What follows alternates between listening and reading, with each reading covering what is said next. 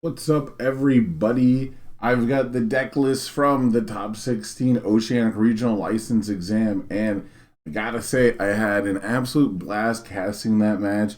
We had some of the best games, no cap, some of the best games I've ever seen on stream while doing commentary for this game. So, very excited to talk about a lot of these. Quick disclaimer, I am missing the James O'Doherty deck. It's an all symbol Ojiro. It's the only one I couldn't track down, but I've got all the other deck lists here, so let's jump into it. As everyone knows, there was 8 Ojiros in the top cuts, and of those Earth deck lists, not a lot is different. So, congratulations to all the top 16 Ojiros, but I'm not going to spend a ton of time distinguishing between a lot of the Earth ones. They're pretty much just on punches. It's between, do you want to play jabs and chop, or do you want to maybe mix in a kick or two? So, nothing super different there. But congratulations once again to all of them. I am going to focus on the water Ojiro and the all Ojiro that I do have here. So Shane Johns did make top 16 with water Ojiro.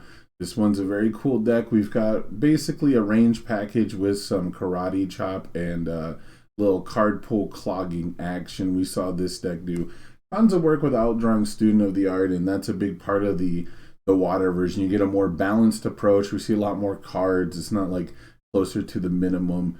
So you have a bit better late game, and you have a little sub theme of card pull clog, which is always strong.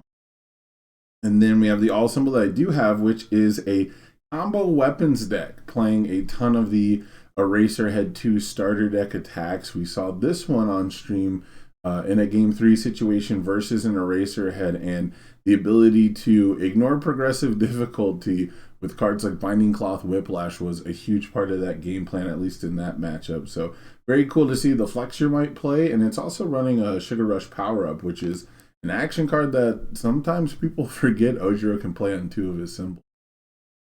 Next up, we had All Might 3 played by Wesley Bittner.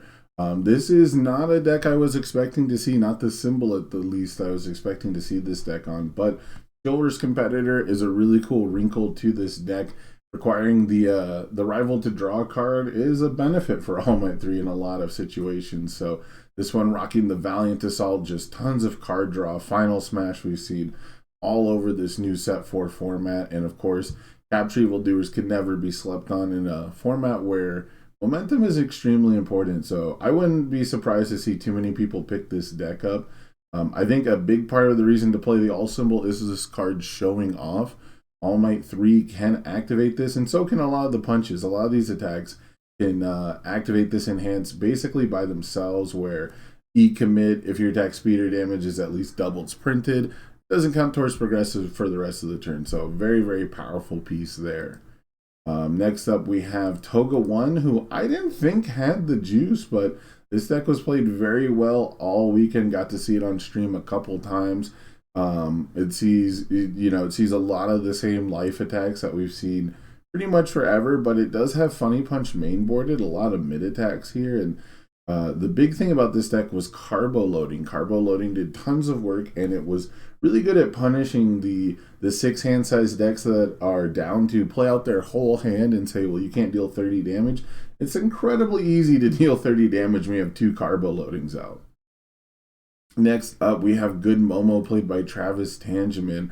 This is the only Momo, I believe. Yeah, the only Momo that converted. I was not too surprised to see Momo show up, but I would have expected to be slightly more popular. That and Midnight into the Ojiro format, right, where Speed 8 is kind of at a premium. But this time we see it on the good symbol. Got a little bit of an ally package. It's got Invisible Infiltration to refund some of those flipped foundations while also getting to trigger Small Number. Just lots and lots and lots of things going on in a Momo deck. So definitely check this one out if you're a fan of Momo and just don't want to play the life symbol anymore. Next up, we have Shigaraki 3, piloted by Unfun Stuff's Jose Nerono. Very cool deck to watch on stream. We've got some guaranteed momentum. We have the Bracers and Whirlwind combo. A little bit of a Fury package going on. Very cool stuff. Not married to one keyword, but willing to put in those synergies next to these powerful tech pieces like the Aoyama 1 attack. So very cool stuff. Death is a very strong symbol right now, you know, riding off the back of cards like Showdown. Blood Evaluation has been huge, so very cool stuff. Was a little surprised that this didn't go deeper in the tournament, so keep your eyes on Death Shigaraki. Next up, we have Minetta II. This Minetta II is 92 cards and only 4 low blocks. That was the thing that was really surprising when I first looked at this deck list, because it did manage to defend itself very well against a basically mono low Selkie deck. That might have been its worst matchup of the weekend somehow.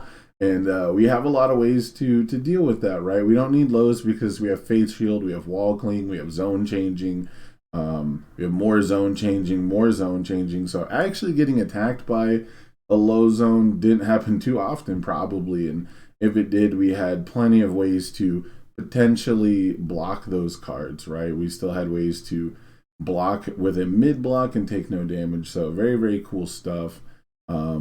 Yeah, you always got to expect one Minetta's going to show up and threaten to make top cut. Next up, we have Ojiro. Maybe the most surprising thing. I mean, so to me, this is the sign that Ojiro 2 is so much easier to play than Jiro, which sounds kind of wild, but this character is super duper strong. It's probably not going anywhere, you know, at least as long as it's on the table, someone's going to pick it up, someone's going to bring it, it's going to make top cuts. I mean, we're just running no 3 diffs. We're all in on our amazing spam foundations. We get to tutor 6 checks. The biggest surprise here is we're running Amplified Sound Blast main board. This is, you know, a great card once it gets into your momentum, but not the most popular charge attack. Very interesting to see here. Then we have Denki 1, one of my favorites, even running the buddy block in the main board. So I'm not a massive fan of Arrogant Disposition, but you got to run a couple, right? But a lot of times it's a card you need to see in your discard pile, not in your stage. So building it can be kind of an issue. And then on top of that, having that +0 mid block can be pretty clutch. For Wall Clean main board, I love this personally. I've been looking for ways to put a bunch of defense in my stage with Denki, and then rely on just my attack lineup to kill my opponent, and hopefully that brings a more balanced approach. But very, very glad to see this Denki list make it. Matthew Cruikshank has been working on this deck for an incredibly long time, so I might have to pick this one up and give it a spin myself and see if the old Denki juices don't start churning again. And then the actual story of this tournament is probably the Deku 1 piloted by Unfun Stuff's Tamron Cardwell. I mean, this was amazing to watch in action. It's a surprisingly good pick into Ojiro 2. I mean, it's a character that's gonna, you know, tell you what zone it's playing next a lot of the time, or at least it tells you what the most optimal zone to play is next. And on top of that, we still have Specialist of Sound main boarded, so we can get -3 speed before the attack gets played some of the time anyhow. And of course, that All Might 3 sideboard was super, super important when going up against Momo in the final round. So very cool stuff all around. Some deadlock threads. Good symbols, just incredibly strong. My takeaway from this deck getting as far as it did, making it all the way to finals, is that One with Nature is incredibly powerful, and the good symbol has all of the card draw, right, and all of the block modifiers to defend itself. So very, very cool stuff. Congratulations for taking Deku all the way to grand finals. But the winner of your tournament and the Earth Ojiro to maybe keep your eye on the most is Zach Pasley's Ojiro 2, playing Earth Punches. I mean, this is a very standard lineup, right? We've got Jab for some ramp, some foundation resetting, back alley ramps, chop ramps.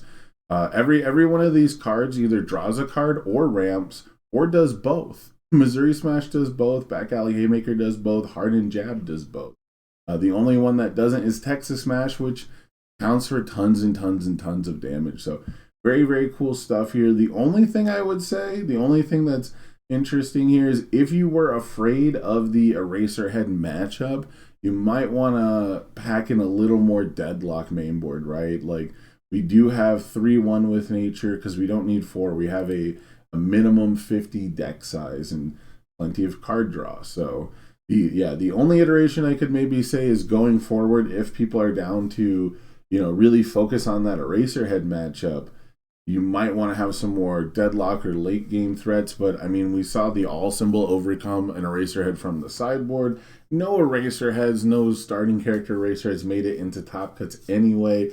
I don't think that matchup is super tight knit for Eraserhead if you're prepared for it.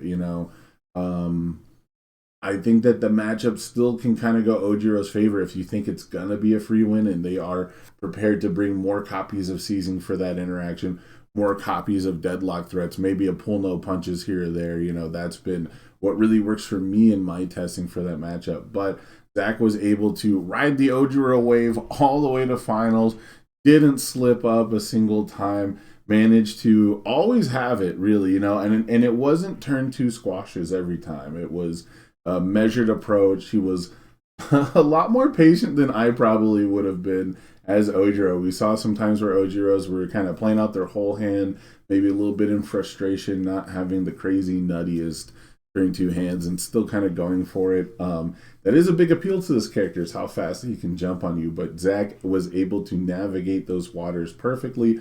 Very excited for him to pick up this win. Congratulations once again to Zach Pasley. But let me know what you guys think below. What was your favorite deck? Which deck are you gonna pick up and maybe take to your provisional store championships? Let me know down in the comments below. But that's gonna do it for me, guys. I'll see you next time. Peace out.